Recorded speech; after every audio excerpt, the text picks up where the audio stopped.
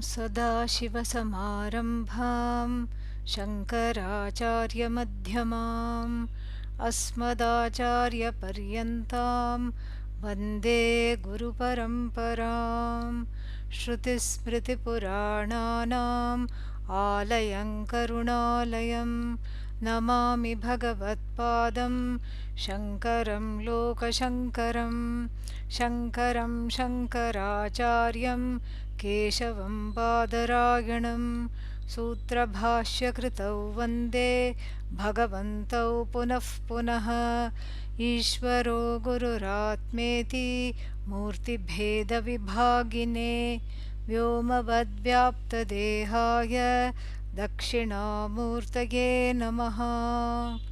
ॐ सहना भवतु सहनौ भुनक्तु सह वीर्यङ्करवावहै तेजस्विनावधीतमस्तु मा विद्विषावहै। ॐ शान्ति शान्ति शान्तिः।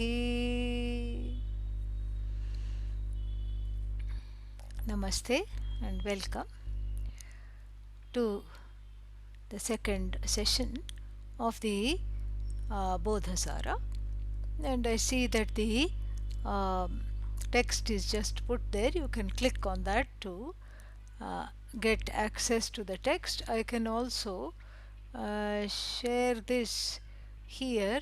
Can you see? Are you able to see? Really, there is a mystery about how these things work, so you can just nod your head if you can see. Yes? Yes, Yeah? Swami. Okay, wonderful. Yeah, Yes, I'm glad. Swamiji. Yeah, I'm happy that you can see. Good. So, before we get to the verse itself, just a few things. We will chant it, then I can stop sharing and then we can talk about it. विचित्राक्षरविन्यासैः पवित्रार्थकथारसैः विचित्राक्षरविन्यासैः पवित्रार्थकथारसैः पावयामि निजां वाणीं मुनीन्द्रदिनचर्यया पावयामि निजां वाणीं मुनीन्द्रदिनचर्यया. This is the verse that we are studying, and as you know, this is a section, as I said earlier, in the text called the Bodhasara, where the Jnani Lakshana are described. The Lakshana of the Jnani, Lakshana means the characteristics of the Jnani, are in fact a wonderful sadhana for the Jnani, the one who wants to become a Jnani. In other words, a Jnani wannabe. So the Jnani wannabe emulates the Jnani how? First, by looking at the daily life and looking at how the Jnani walks, how the Jnani talks, etc., and then using that as a benchmark to gauge one's own inner growth. This is how one grows, because the Jnani then becomes a very important role model. And so this we see that there is, as I said, there is a curiosity for people's lives that are other than people like who are like us. And we talked earlier about the lifestyle of celebrities and how everybody is so addicted to following the lifestyle of various celebrities. And then additionally, the sadhus are also an object of curiosity. You know, people used to ask Pujya Swamiji all the time, what do you do the whole day? Pujya Swamiji would laugh, you know, what do you do? And it was not that they were meaning anything bad, they were just curious. What does a Swami do? What does a Jnani do the whole day? I mean, and because from the mind standpoint of the people who are asking these questions, it is understandable. We appreciate where the people are coming from, because they have to go to work, and then they have to bring food on the table, they have to feed the family, they have to educate the children, they have duties towards the society, they have duties towards everything. So many, neighbors, community, nation, etc. They are plugged into various roles: mother, father, sister, brother, uncle, aunt, grandmother, grandfather, employer, employee. It's endless. And so, if somebody comes to interview, and then say, what do you do? Well, I don't have a job. Oh, you're unemployed. Well, not exactly, but I don't work for a living. And then, do you have a bank account? Well, not really. And then, do you have duties? Well, not really. Then what do you do the whole day? This is an object of curiosity, naturally. And then people also think, such an able-bodied man or woman, why are they sitting in orange robes? They should be productive. They should give to the society. Here they are sitting and waiting for donations. This is not right. There is also some judgment there. And all this is understandable, because the lifestyles of the sadhus, nobody knows what this is all about. And in the Bhagavad Gita also, we have a similar question which comes in the second chapter. What is that question? That the last portion of the second chapter. Sthita prajnasya ka bhasha samadhisthasya keshava स्थितधीः किं प्रभाषेत किमासीत व्रजेत किम. So how does Arjuna is very eager to know, how does a person of knowledge, the person who has understood the self to be everything, the person who has withdrawn all the unnecessary projections, how does that person know? How does that person move in the world? How do we know such a person exists? What are the signs? Will they have a name tag? I am a jnani. Hello, nice to meet you. I am a jnani. Will they have a name tag, like in the olden days when you used to go to office parties? Now it's a vague memory, but remember that Christmas party, you were told to stick one thing here with your name on it. So will the jnani say, I am a jnani? Obviously not. And so therefore Arjuna says, how do I recognize a jnani? How do they talk? Ka bhasha? And then how do they eat? How do they walk? How do they sit? How do they stand?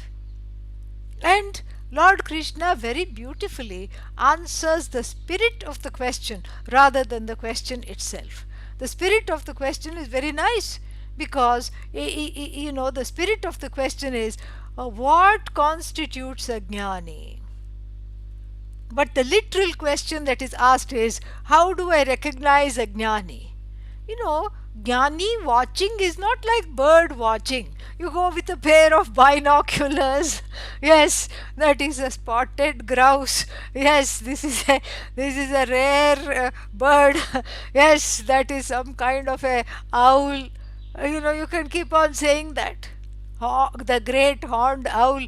This is not like you have some idea in the book of the characteristics, and then you look for that behind the binoculars it is seen, and then you are ecstatic.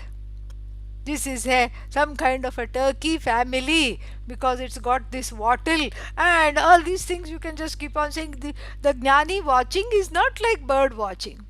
There is a fundamental difference, in the sense that there is this Atma Jnanam, there are no discernible signs. And therefore Arjuna answers the spirit of the question. And he says, the one who has a say over his or her strong prejudices and preferences, raga and dvesha, that is the person who is a jnani. The one who is able to cast off all the desires, even as they are at the level of the fancies in the mind. The one who has the complete willpower to not entertain those fancies and make those fancies into conflagration of desires and then have the pressure to fulfill them. That is a jnani, the one who doesn't have that pressure. And the one who has samatvam, the one who has equanimity, etc., etc. Very beautiful section. Here it's a very interesting and a different kind of a jnani description, because this is really meant for ajnanis. As you will see from the verse itself, it is meant for ajnani, because what does the ajnani do with the regular people? They have a routine. What do you do upon waking up? You head to the bathroom, you wash your face, you brush your teeth, and then you wonder what I should do next. You take a shower. And so the daily life of a Vaidika, and then you sit for puja. This is a life of a Vaidika, because when Narahari was writing the Bodhasara, this is what was the daily life of the people in the 1800s. This is what, there was the daily life. A Vaidika life, a clean life that is primarily committed to prayer and prayerful, what is that, the prayerful execution of all actions. Karma yoga. So this is the life of a karma yogi, and then so describing, so what does Narahari do? Narahari takes the daily life of a regular person, a Vaidika, and juxtaposes the Jnani's life on top of that routine. Very fascinating. So, if the Ajnani or the masses in general, if they are just getting up and washing the face, what would the Jnani's face washing look like? What is the water? And for Narahari, here is where his poetry shines. He says the water is the waters of Shraddha. The face is Jignasa. We'll come to that. Very beautiful. And so, like this, he juxtaposes the Jnani's lifestyle on the regular timetable of a person in the world, a Vaidika person in the world. And then what does he do? He then shifts the ingredients. The imagery remains the same, whether it is face washing or sitting for prayer or whatever it is, but he just turns the table around by imagining the Jnani's life very, very differently, extremely differently. And then, so here the first two verses are that of his own prayer. And then a little background for this. Prayer in the life of a Vaidika, has certain kinds of steps there. When you sit down for prayer, there is something called nyasa. Nyasa here is not sannyasa, not giving up. Nyasa is a kind of a protective ritual where certain body parts are touched and then sanctified, and a kind of a digbandhana, a kind of a perimeter, a sacred perimeter is established where the puja can take place, in order to not let in any kind of difficult energies or distractions to come into this sacred space. So this construction of the sacred space and the sanctification of the entire body mind sense complex is called a pre-ritual, in Sanskrit called nyasa. Every puja has this. This is a very important pre-ritual before the ritual starts. Then as the ritual starts, whether it is some kind of a fire ritual or a very elaborate puja, then you put on a kind of with a durva grass, a kind of a grass, a kind of a ring is fashioned, a ring with a little tuft coming out of it. It is called pavitra. Literally it means that which sanctifies. Pavitra. Punati, that which sanctifies. So that is put on the ring finger. Because in Ayurveda, the meridian of the ring finger connects to the heart. So therefore, therefore there's a connection between the organs of action and the heart, and so then this pavitra is slipped on to the ring finger, and with that the puja starts. Then how does the puja end? The puja usually ends, and here we can imagine something like a Satyanarayana puja. The puja ends with a storytelling, a katha. There is always a katha. And then, if any Panditji is helping you to do the puja, the Panditji will say, do not get up without listening to the story. It's a kind of a moral, there is a story with a moral behind it. Otherwise, you will not get the punya from the puja. And so the story becomes very important. Why? Because the point of this puja is what? That is what is revealed by the story. So usually the story is a no-brainer. There will be two families, and one will be very devoted to Bhagavan. One family is very devoted, and the other family is not devoted at all. In fact, the ends justify the means. By any means necessary, they get what they want, they do whatever they want, and then this is how they are leading their life. And interestingly, it's the dharmic family that gets completely challenged and tested. And then they go through adverse circumstances, either poverty or loss of loved ones or separation from loved ones, all these things, misunderstandings galore, all these things, or maybe a combination of all of the above. And then what happens? Then they have then they have a certain kind of a darshan. So the Lord comes in a pratyaksha form, in a manifest form, and tells them, this was a test, you have passed the test because you did not give up dharma even in the face of calamities and adversity. So then what happens? Then we have a then we have a kind of a the moral of the story, very very easy to understand. That the story is meant to inspire the people to be devoted to dharma, because dharma is a manifestation of the Lord. So the point of this preamble is to talk about the three important aspects of the ritual that are going to be talked about here in verse number 1. First one is called nyasa. Second, which is the pre-ritual of sanctifying the body mind sense complex and creating a sacred atmosphere for the ritual that is to follow. And then the slipping of the pavitra ring, the ring made of durva grass, to make that to sanctify the heart of the ragadveshas and to sanctify the organs of action. And then at the end is the storytelling, where everybody listens to, the whole family listens to the story, and then they take the prasad in the hand and then get up and go. Then that finishes the ritual. So here he says that I am also doing a ritual. Who is I? Narahari, the author. He says, I am also engaged in a kind of a ritualistic worship. And what is this ritualistic worship? The ritualistic worship involves nyasa. Here he calls it vinyasa, never mind, same meaning. Nyasa. So what is the nyasa?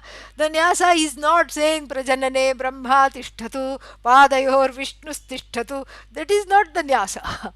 The nyasa here is an entirely different nyasa. He says, my nyasa, my process of sanctifying the body mind sense complex and sanctifying this whole section that is about to come out of me is through the picking of vichitra akshara. Vichitra means colorful.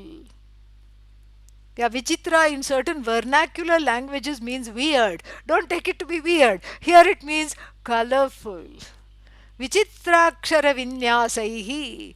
So his nyasa is not touching various body parts and then, like a pandit would do before the puja. No, his nyasa is roaming in the meadows of the alphabets. in the garden of the alphabets and plucking the appropriate letters and alphabets and stringing them together to make this section called the Munindra Dinacharya. See how beautiful. Vichitrakshara vinyasaihi. Third case, which means through this vinyasa, through this pre-ritual, which is, and the pre-ritual to go to this composition, to this poetic composition is what? Roaming freely in the garden of the alphabets and picking what speaks to you and what you like and what jumps out. The flower called the flower called the flower called ka, kha, ga, gha, all these flowers in the kavarga. They look alike, they are dancing. Oh, I need a few consonants, I need a few vowels, I need a few nasals, and then I'm going to string a garland which describes the daily life of the sages. This is my dedication, this is my worship. So beautiful. Think about that, very nice. Vichitrakshara vinyasaihi. Then what is, if that is the vinyasa, then what is the pavitra? Pavitrartha katha rasaihi. Here is combining the two. Pavitra here is the stories. Katha rasa means the stories full of the full of pure stories which have a moral message. So that is the katha rasa, the katha sara, the sara of this katha, the rasa means the essence of these stories serve to inspire. Serve to inspire, they they serve to help, they serve to help all the other people who are intrigued about the Gnani's life. And so these stories purify not only me, the writer of the stories, but also all the people who speak, who listen to these stories. And this is how it is, usually this is what this is the place given in the Hindu dharma for sages and saints.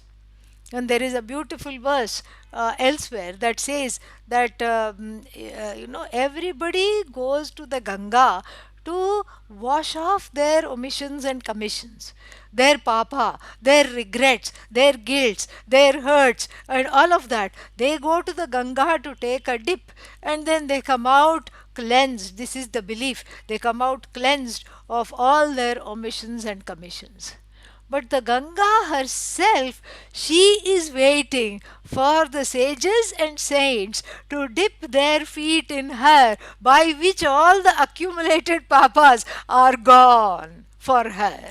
You see how it is? So the Ganga purifies everybody, and the sages even purify the Mother Ganga, who sometimes gets burdened. This is a belief, okay? Who gets burdened by cleansing so many people of their papas.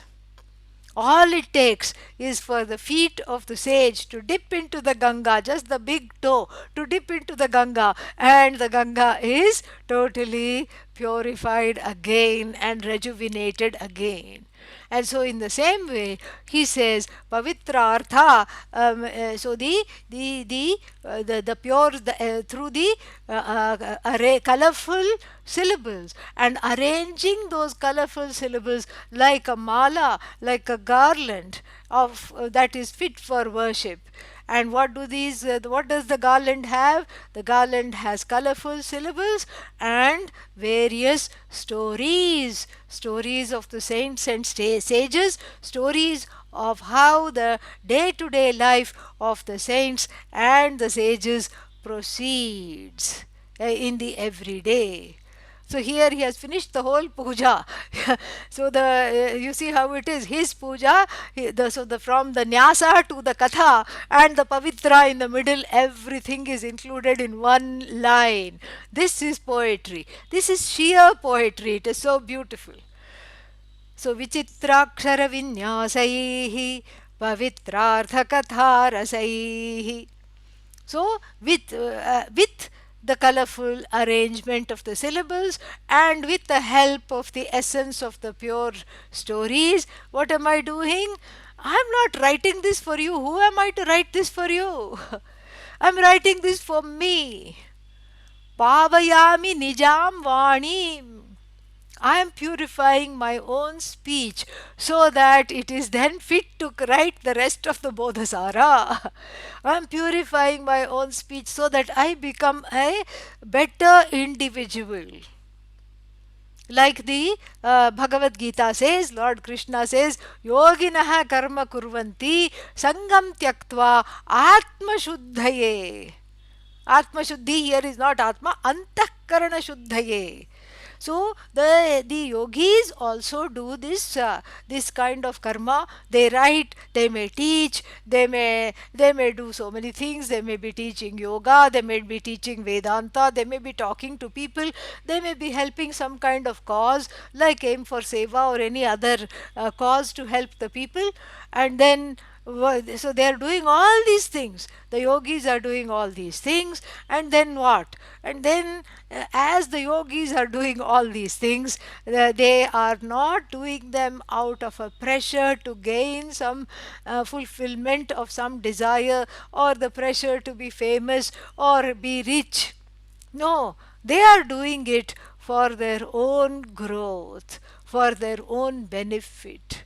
So here Narahari, in praying that this whole section comes out effortlessly for him, he says, I am not laboring under the misapprehension that I am doing a big favor to you by narrating the stories or the daily life of the saints and sages.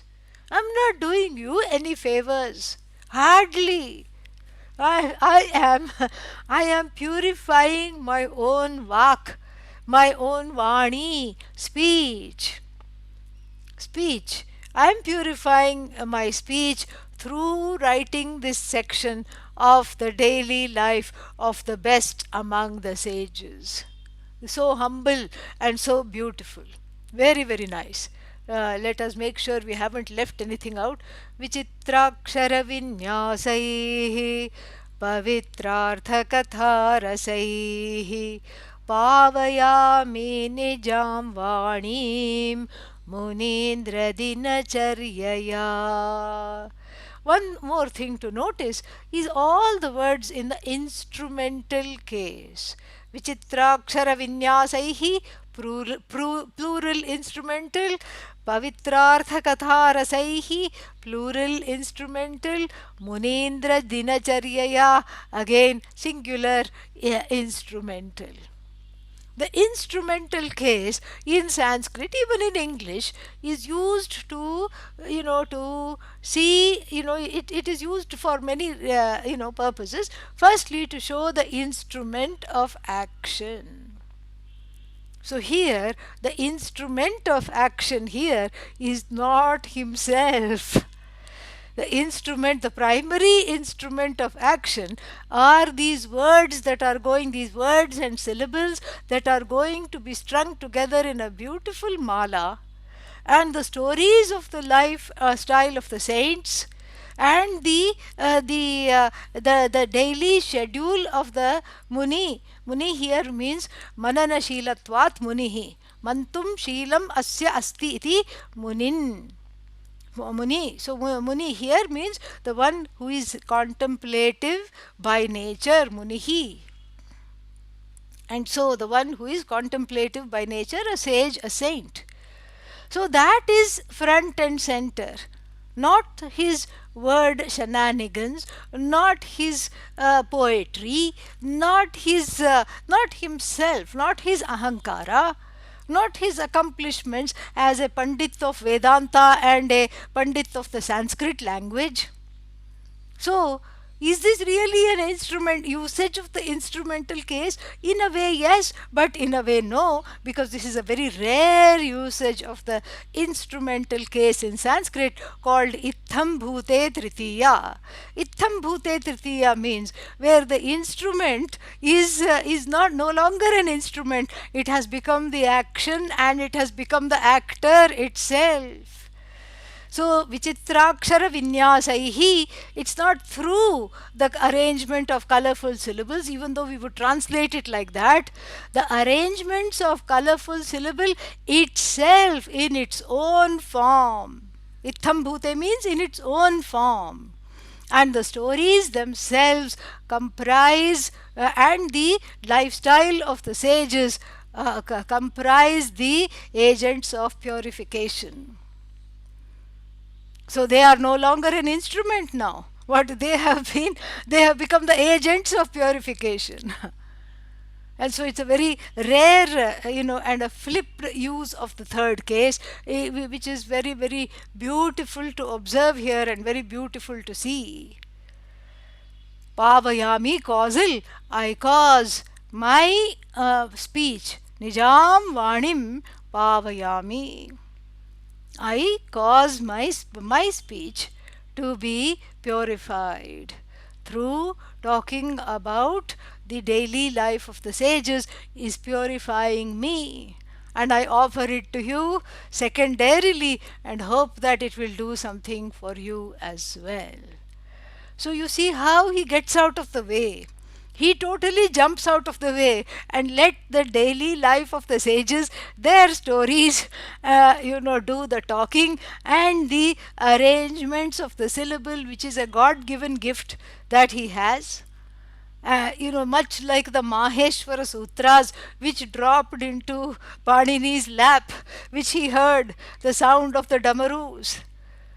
I un, rilrik, ong, I ouch, hayavarat, lun. Other people heard, just some dum dum dum, some damaru sounds, but he heard all these arrangements of the syllables of the meta language.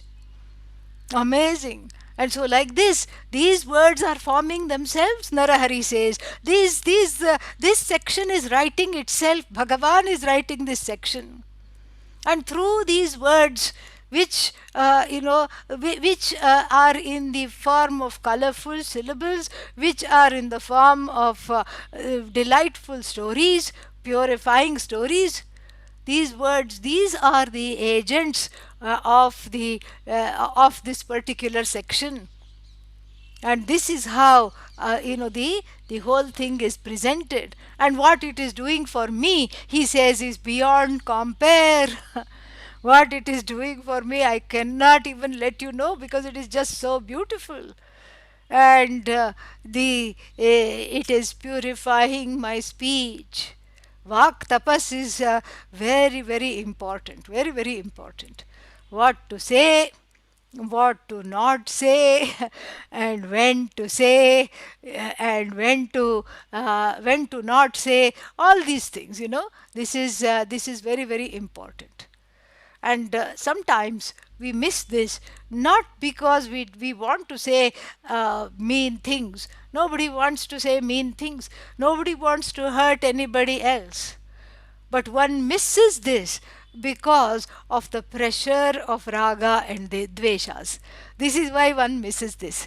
And so here he offers this garland for us, so that just like his speech was purified, his heart was purified, the same thing can happen to the readers. Next one. Gaurim Maheshwara Praha. Gaurim Maheshwara Praha.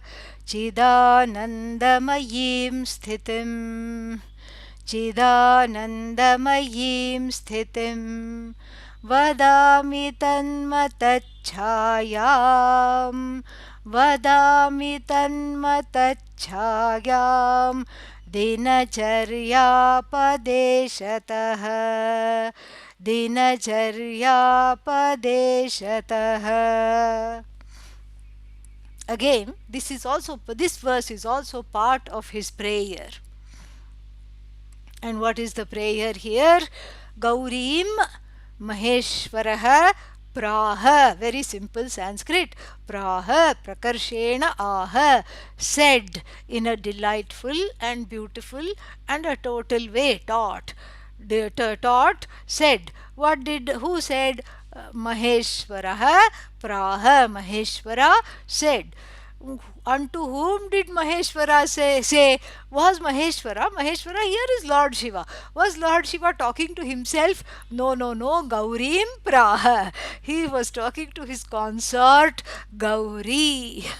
May as well be talking to himself because Gauri and Maheshwara are one, really. So doesn't matter. So Gauri is the one that is being spoken to. Maheshwara is the speaker. Gaurim Maheshwarah praha. Praha here not just said, unfolded until she understood. What did he praha? See, this is how we speak Sanskrit. In between, just use the words. What did he say? What did he praha? Chidanandamayim sthitim praha. He talked about sthitim. Sthiti means here not a state, that would be a wrong translation. He talked about abidance. He talked about abidance in the self as Satchidananda. Gaurim Maheshwarah praha. Lord Maheshwara taught his consort Parvati, aka Gauri. What did he teach? He taught her the Atma Vidya, Brahma Vidya. And so that is what is called Chidanandamayim Sthitim. More about that very soon.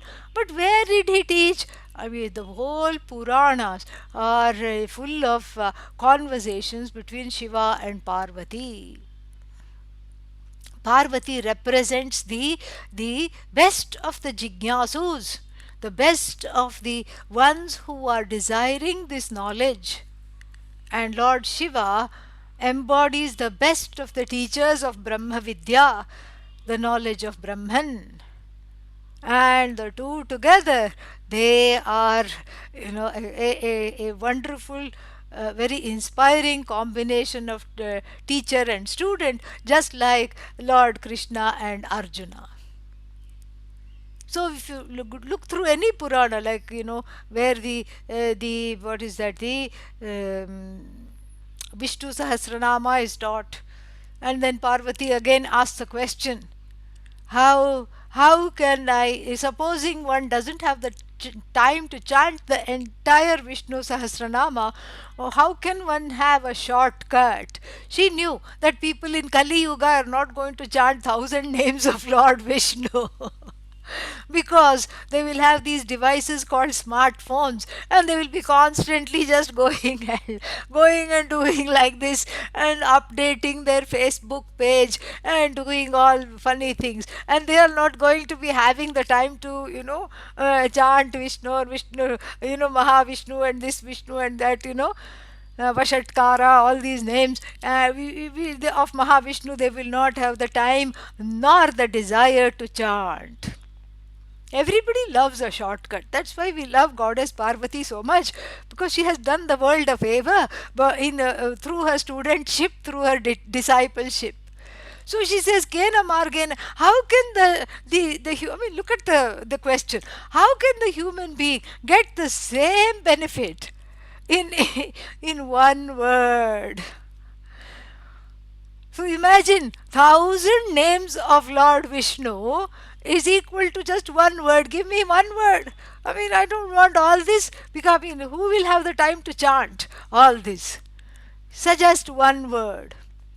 And then the answer is given, Sri Rama Rama Rameti. Sri Rama Rama Rameti, Rame Rame Manorame. Sahasranama Tattulyam, Rama Nama Varanane.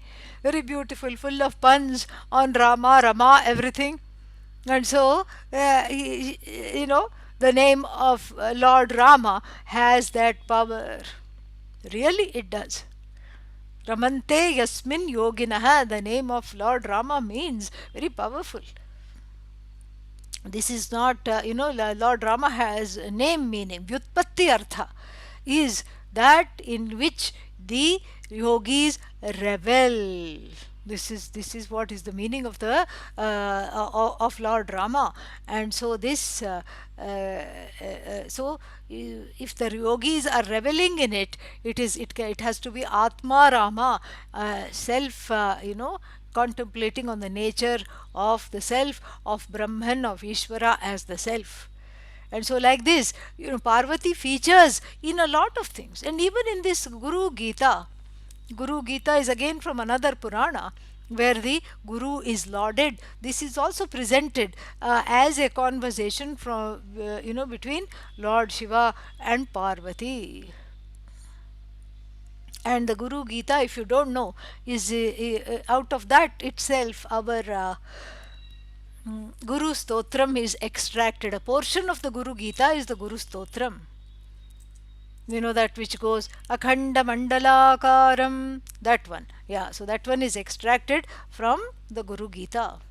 So that's why this, everybody knows that the Lord Shiva and Parvati enjoyed the best of and the most sacred of relationships, of that of a teacher, an exalted teacher matched by an exalted student.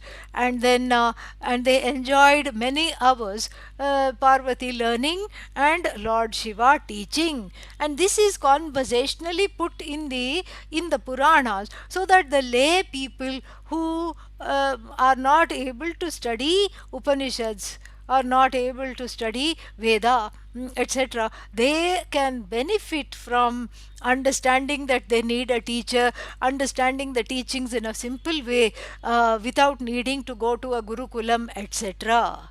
Very simply put, but still has all the essence of Vedanta is there. If we don't get hung up on the story, the essence of the Vedanta Shastra will be very much there. So that is why he brings in this divine, this celestial couple. He brings this jodi, this couple, and then he says that, whatever I am going to tell you about Chidanandamayi Sthitihi. Chidanandamayi, female, goes with Sthiti, which is a feminine noun. Sthiti, abidance. Chidanandamayi. Chit, we know, is consciousness. Chit is consciousness. And what is this consciousness? Awareness. Awareness of what? Awareness of everything.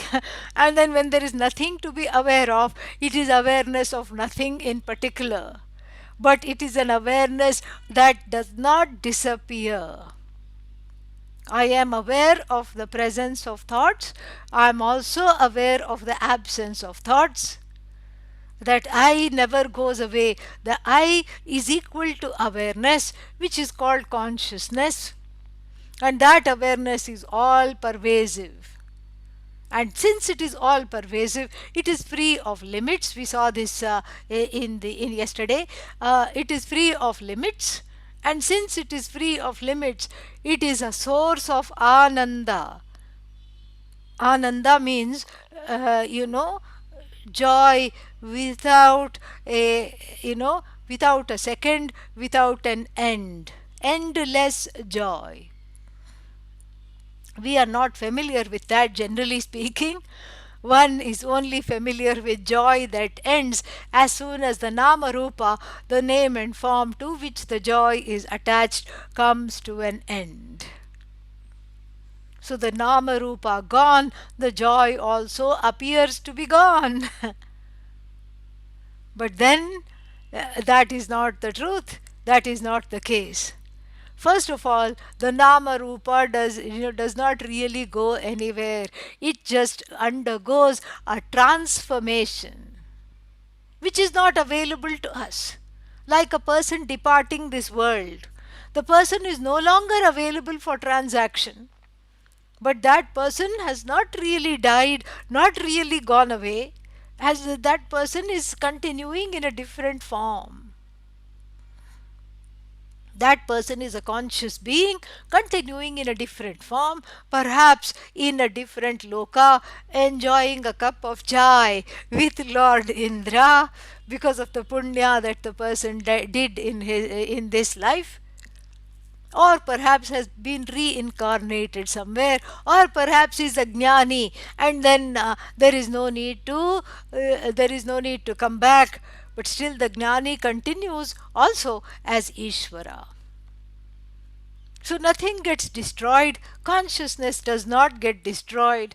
Nama Rupa may get destroyed, but that which inheres the Nama Rupa, that which informs the Nama Rupa, that because of which the Nama Rupa is the Nama Rupa, does not get destroyed at all, cannot get destroyed. It continues.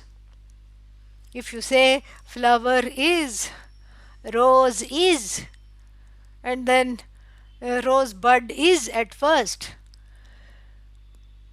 blooming rose is, blossomed rose is, and then wilted rose is, withered rose is, composted rose is, compost is, another tree is, another rose bush is.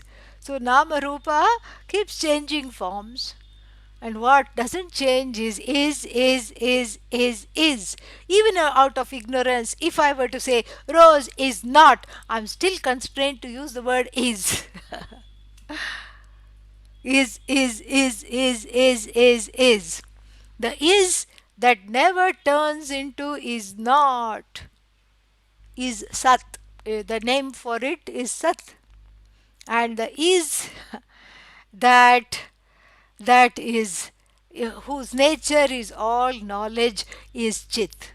No, up till now I understood you. Where did you bring this knowledge in? Knowledge means what? What is flower? What is rose other than knowledge?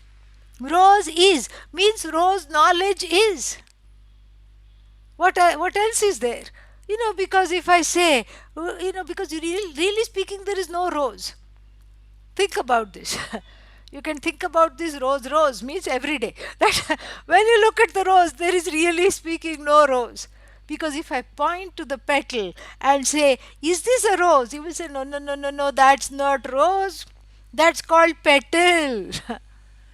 And then, okay, is this thing which I'm holding full of thorns, is that the rose? No, no, no, that is stem. What's wrong with you? How can that be rose? Okay, what about this? This looks like a kind of like a shape, almond shape. No, no, that's leaf. That is not a rose. Leaf it alone. That cannot be the rose. It is a leaf. And then what? What is inside? No, no, no, that's a stamen. That's not a rose. Then where is the rose? All this you put together. Okay, go to the art shop, buy a bunch of petals, put it together. Will it be like what Ishvara made? Never. You can buy some velvet or some crepe paper. You can buy some glue. You can buy some straws to make the stem. You can even squirt some rose fragrance on it. But it's just a poor imitation because you cannot breathe life into it. And that is what is Chit. That because the rose, there is no such thing called rose. It is mithya. All that is there is Ishvara. And rose is nothing but rose knowledge. You ask a rose specialist, and the rose specialist will say the petals are like this because of this kind of a need and adaptation to survive, and the thorns are like this because for the requirement of self protection. Otherwise, it will be deer food. All the deer will come and eat it, and so the rose needs to survive. That's why it has thorns, and the fragrance comes from this. All this they will tell. So rose is nothing but rose knowledge is. Rose knowledge is. Sat, rose is Sat. Sat is, and then what is this Sat? Sat is nothing but Chit. And this Chit is awareness. Rose awareness is. I am aware of the rose. And rose itself is all knowledge, because that knowledge we don't even know. We know some things, but we are discovering Ishvara in the form of the rose endlessly. Why does this rose have this color and that rose have that color? Well, that's how colors work, because it means it throwing out that color. That's what it means. Why is it throwing out that color? Why is it projecting that color? I don't know. Every knowledge is up to the next question, which is inevitably answered in the phrase, I don't know. I don't know. That means what? It is all knowledge. And that which is the source of existence. Because the nama rupa goes, and it is true with everything. I'm just giving the example of the rose, but with everything it is the same. The nama rupa goes, but that sat chit remains, and that Satchit is forever. Therefore, it is Ananda. It is limitless and whole. Therefore, it is the source of Ananda. And that Ananda is Swananda, one's own Ananda, not a contact high that is generated through some, through contacting some Namarupa. No, but I feel very happy whenever I see this person. Well, that's because you don't know them too well right now. We can say that. If you get to know them, you'll surely find some things to criticize, some things you will not like. So, so Nama Rupa here means, the Nama Rupa is Ishvarized. It is not, it is integrated into our understanding of Sat. Nama Rupa is Sat. Nama Rupa is Mithya. Mithya is nothing but Sat. Depends on Sat. It's a dependent reality. But Sat is not Mithya. Namarupa all gets included in Ishvara. Ishvara transcends all Namarupa. And so, therefore, this, when you say something makes me happy, that something which makes you happy is just bringing out that joyous you. That's all it is doing. Nothing is making you happy. Nothing has the power to make you happy. Otherwise, you would be constantly happy. Let's say you like ice cream, and then let's say a whole tub of your favorite flavor of ice cream was given to you, and then what happened? You loved it, day number one. Second, and you loved it so much you ate the entire tub of ice cream. Then the second day you were offered another big tub of that same ice cream. What will you say? Please, no, I have, even looking at it, I'm feeling sick. Why? Why is not, if the ice cream is the source of Ananda, why is it not giving you Ananda? Because my stomach is not okay. If I eat this, I'll have to spend a week in the bathroom. Therefore, I cannot eat this anymore. So that means what? There needs to be certain conducive situations for the object to give you happiness, even that little, measly little happiness that the object gives. It doesn't give it all the time and unconditionally.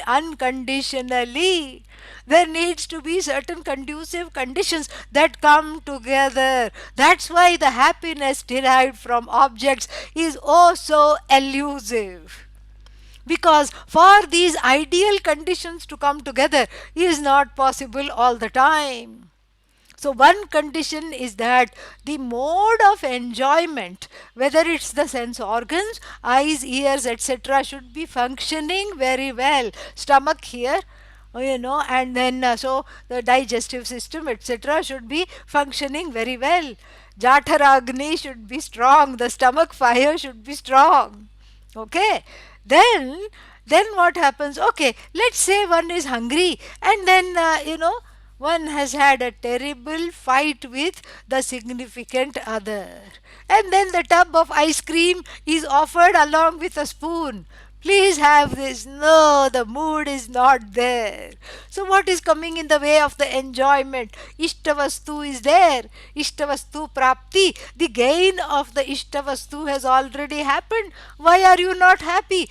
No, the person says, I had a fight with my best friend, with my spouse, whatever it is.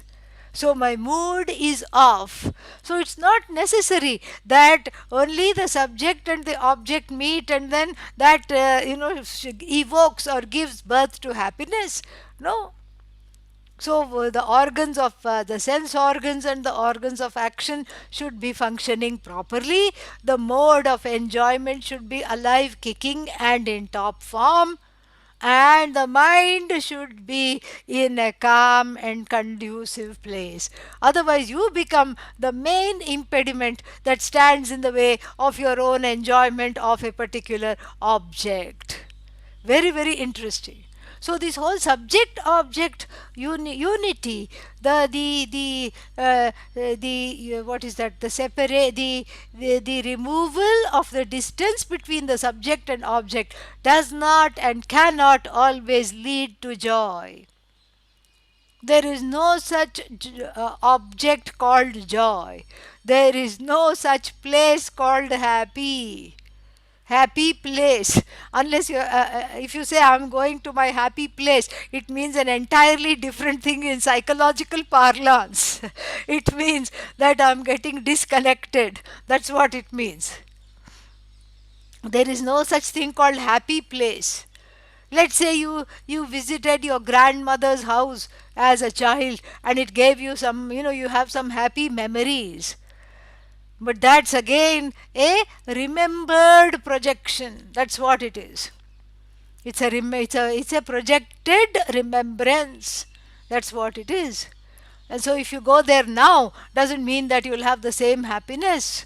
Of that recalled happiness will not be the same as if you go there now.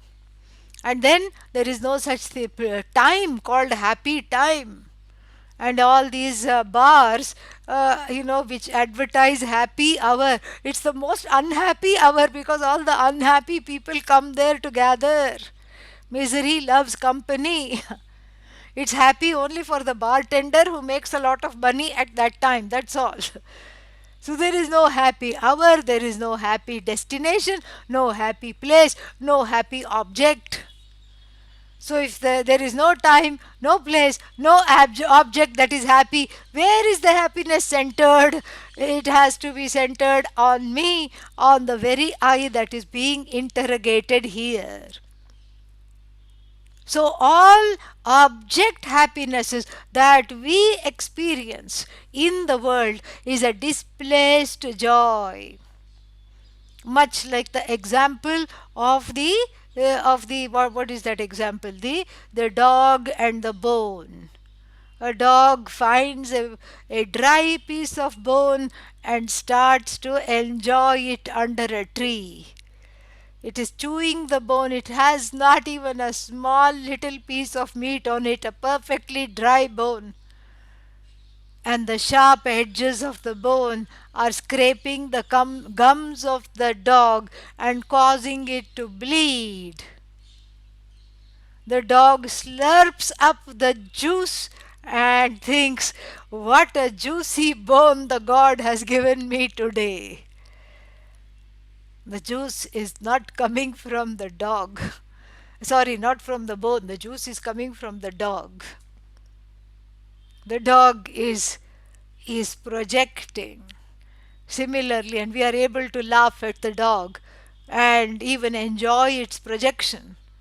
But when we are confronted with a similar projection onto all the nama rupas, that this is the one that is giving me joy, this is the one that is giving me happiness, that is where the error lies. This is where the big error lies, because the ananda is centered on the I. So then what happens when you encounter an object? The pleased self comes out to play. The pleased self is dynamic in these conditions.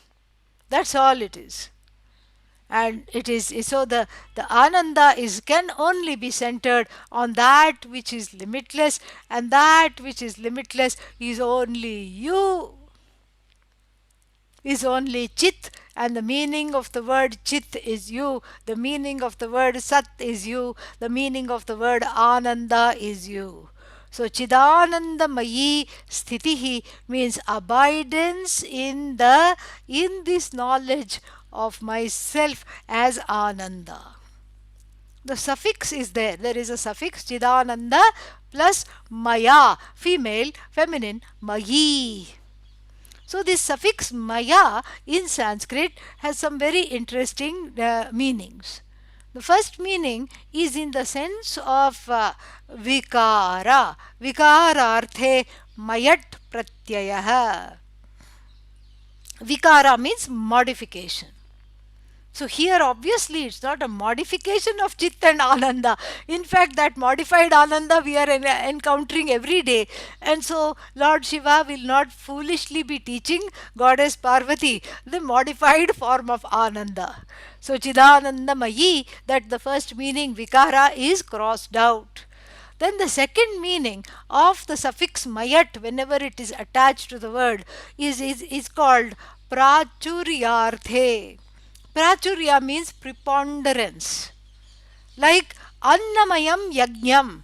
Oh, you were invited to a fire ritual? Oh, please, pray tell me how it was. Oh, there was so much food. There was such a lot of food. It was full of food. In fact, I don't remember the priests. I don't remember the fire ritual. I don't remember what offerings were put. I don't remember what people were wearing. Only the food stood out because there were so many dishes. This is called prachurya, preponderance. So Chidanandamayi sthitihi cannot mean, this meaning also cannot apply. And you know why? Because prachuryarthe, the meaning of preponderance, means that there is always something left over. Some lesha is there. How? Like if I say Annamayam Yajnam, the Yajna or the modern day yajna party. The party was full of all kinds of delectable dishes. Full of delectable dishes means other things were also there. People were there, and there were some other things were there. So it was not just the dishes. So this also doesn't apply, because in this ananda then there is most. So here the second word of mayi would be mostly ananda.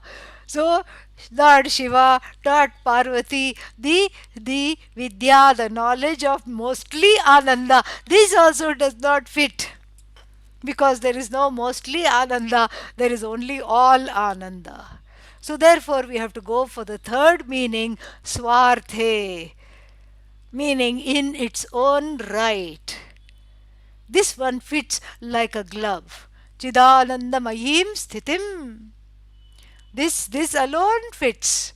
That this is exactly the meaning here. That swarthe means in its own way. Chidanandamayi means that which is nothing but Chit, nothing but Ananda. All Chit, all Ananda, and the abidance in that very Vidya, in that very knowledge, is what is being taught, what was taught by Lord Shiva to Goddess Parvati. गौरीं महेश्वरः प्राह चिदानंदमयीं स्थितिम. So all this that we have learned just now, Lord Shiva taught to Goddess Parvati, the essence of Vedanta, how to abide in this knowledge of oneself as Satchit Atma, Satchidatma, Satchidananda, how to abide. This is what the Lord taught. And why is he telling us this? He's telling us this for a very interesting purpose, because he wants to plug himself into the Guru Shishya Parampara. He doesn't want to have the ego. He doesn't have the ego of saying, I have just thought it will be a wonderful idea to present the life of the sages. He says, this is not my idea. Lord Shiva taught this knowledge to Goddess Parvati in extolling the Guru's life. This is exactly what he was doing. In the Guru Gita, this is what he was doing. In the Puranas, this is what Lord Shiva was doing. And then, and in that same vein, I will also offer my 2 cents, is the second line. Vadami, I will set forth, I will speak, I will talk, I will reveal in the same vein.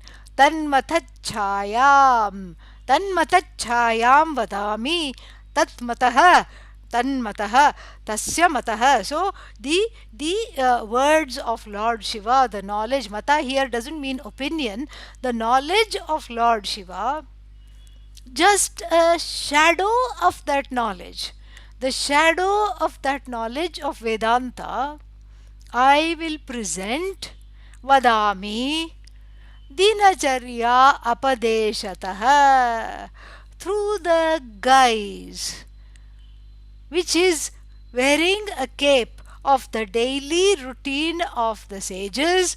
I will present but a shadow of Lord Shiva's Lord Shiva's teachings.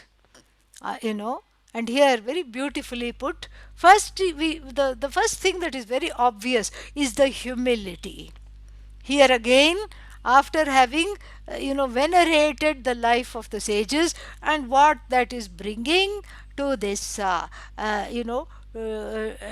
what how it is basically writing itself through the god given syllables, aksharas, which becomes for him a pre-ritual called the sanctification of the instruments, his own body mind sense complex, and through the recitation of the stories, the narration of the stories of the various saints and their daily routine, what is happening, then he that becomes for him the wearing of the sanctity ring called pavitra, the wearing of that ring, and then the enjoying of the stories is the conclusion of this whole ritual.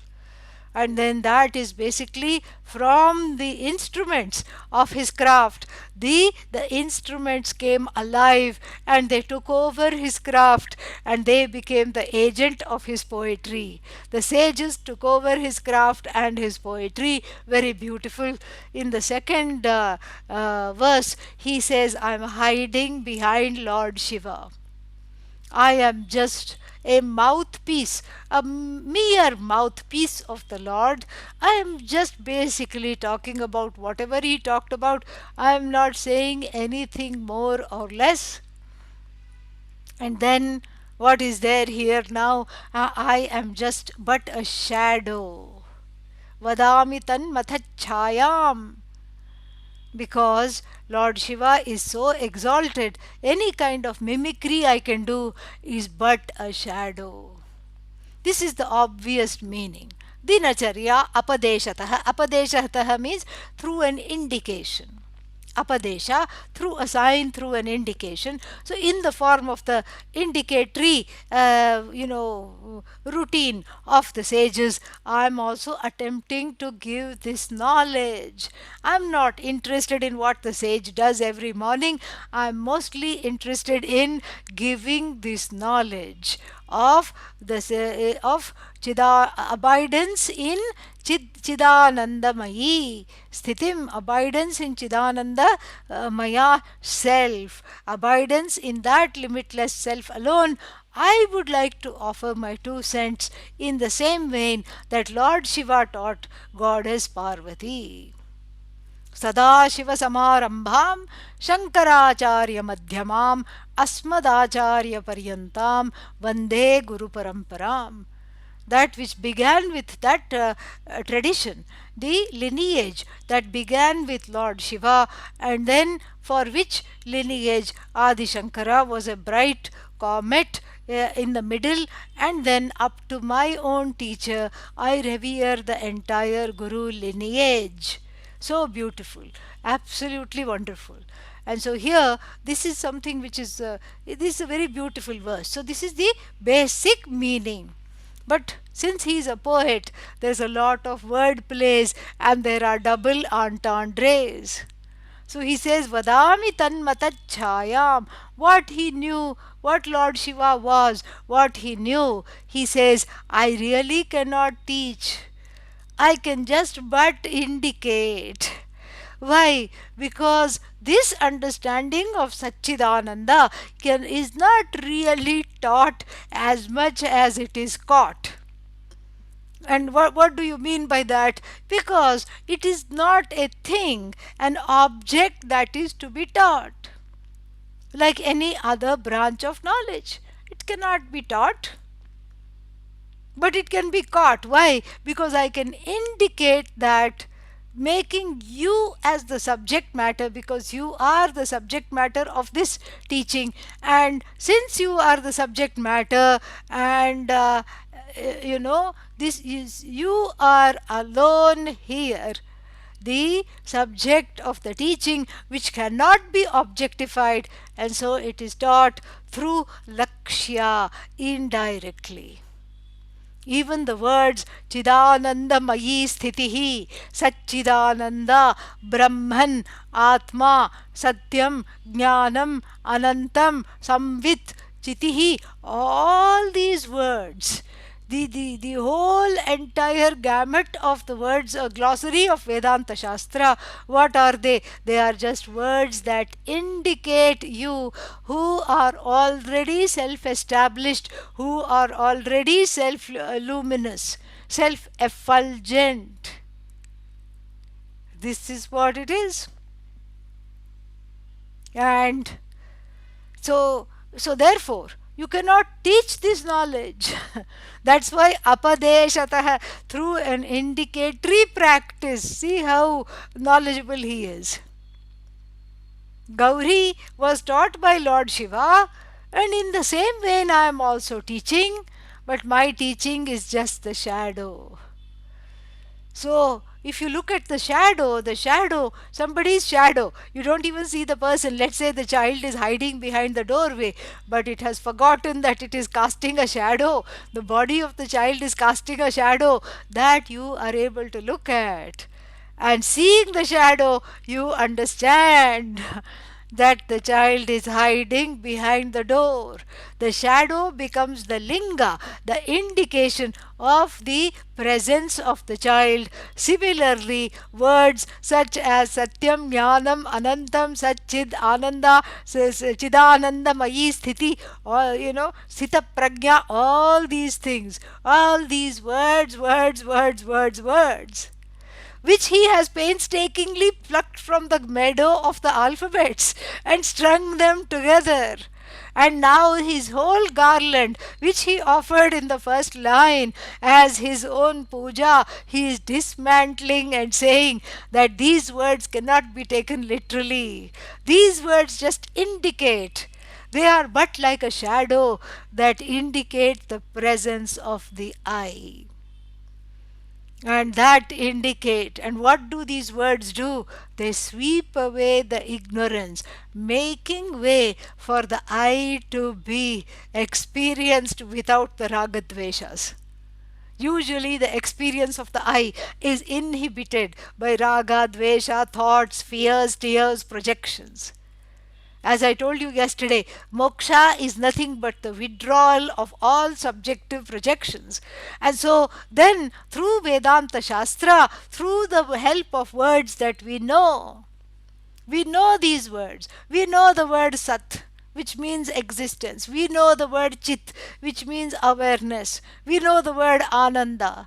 These are all regular words in the vocabulary. And so, using these words alone, the teacher removes ignorance, using them in an indicatory way, not in a regular way. In Sanskrit, in addition to active voice, kartari prayoga, and then in addition to passive voice, karmani prayoga, we also have an abstract usage, bhave prayoga. And here all these words are used in bhave prayoga, abstract nature, abstract voice. What does that mean? Like, for example, if you say sat, existence. Bhave prayoga means you put the suffix, the English suffix ness, existence ness, you know. So like that, ness. So existence that already has the sense of ness inbuilt into it. And so, what is this existence? The only existence we know is of everything that comes to an end. Here, the end is removed. Existence, the pure existence alone, from the standpoint of the word, is retained. The finite notions are removed. Then we take knowledge. Knowledge again, does it mean knower? Does it mean the object of knowledge, that which is known? Does it mean the means of knowledge, eyes, ears, etc., inference? None of the above, but again, all of the above. That which upholds the knower, gives a presence, lends its presence to the known, is not outside of the operation of the means of knowledge, yet is not, which upholds all three, is not any one of them. That is what is knowledge here. You see, this is bhave prayoga, the abstract sense. Same thing, ananta, the timelessness, the limitations of time are removed. The word ananda it takes away the limitations of the words sat and chit, and together they function to remove the ignorance through the use of indicatory words. And that is how I'm, but you, through the usage of a shadow, I'm going to deploy these words in the guise of the daily routine of the sages. More we shall see in the next class shortly. ॐ पूर्णमदः पूर्णमिदं पूर्णात् पूर्णमुदच्यते पूर्णस्य पूर्णमादाय पूर्णमेवावशिष्यते ॐ शान्तिः शान्तिः शान्तिः हरिः ॐ श्रीगुरुभ्यो नमः हरिः ॐ. Thank you.